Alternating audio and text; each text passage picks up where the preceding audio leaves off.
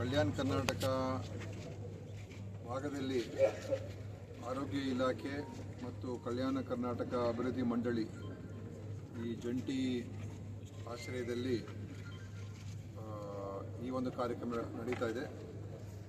ಆರೋಗ್ಯ ಆವಿಷ್ಕಾರ ಅಂತ ಹೆಸರಡಿಯಲ್ಲಿ ಈ ಹೊತ್ತು ಕಾರ್ಯಕ್ರಮ ಯಾದಗಿರಿ ಜಿಲ್ಲೆಯಲ್ಲಿ ಮಾನ್ಯ ಮುಖ್ಯಮಂತ್ರಿಯವರು, ಖರ್ಗೆ ಸಾಹೇಬರು, ಉಪಮುಖ್ಯಮಂತ್ರಿಯವರು ಎಲ್ಲರೂ ಇದಕ್ಕೆ ಚಾಲನೆ ಕಾರ್ಯಕ್ರಮ ಆಗೋದಕ್ಕೆ ಬಹುಶಃ ಇದು ಯಾವ ಆರೋಗ್ಯ ಇಲಾಖೆ ಇತಿಹಾಸದಲ್ಲೇ ಈ ಥರದ ಯೋಜನೆ ಇಡೀ ಕರ್ನಾಟಕದಲ್ಲಿ ಎಲ್ಲೂ ಆಗಿಲ್ಲ.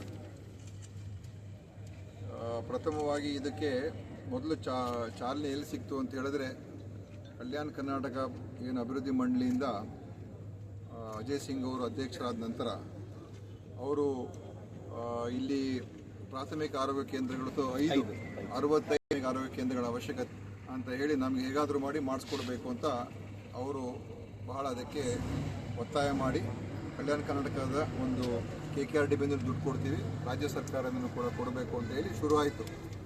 ಅದರಲ್ಲಿ ಸಾಕಷ್ಟು ಗೊಂದಲಗಳು ಕೆಲವು ಇತ್ತು. ಯಾಕಂತ ಹೇಳಿದ್ರೆ ಎಲ್ಲಿ ಅವಶ್ಯಕತೆ ಇದೆ ಅಲ್ಲಿ ಮಾತ್ರ ಕೊಡೋಕ್ಕೆ ಸಾಧ್ಯ ಆಗುತ್ತೆ, ಎಲ್ಲಿ ಇಲ್ಲ ಕೊಡೋಕ್ಕಾಗಲ್ಲ ಅಂತ ನಾವು ಅದರ ಮೇಲೆ ತಕರಾರು ನಡೀತಾನೆ ಇತ್ತು. ಆದರೆ ಆರೋಗ್ಯ ಇಲಾಖೆ ಬಗ್ಗೆ ಡಾಕ್ಟರ್ ಅಜಯ್ ಸಿಂಗ್ ಅವರಿಗೆ ಭಾಳ ವಿಶೇಷ ಕಾಳಜಿ ಕೂಡ ಇತ್ತು. ಹೇಗಾದರೂ ಮಾಡಿ ಅವರ ಅವಧಿಯಲ್ಲಿ ಒಂದು ಒಳ್ಳೆಯ ಕೆಲಸ ಈ ಒಂದು ಕ್ಷೇತ್ರದ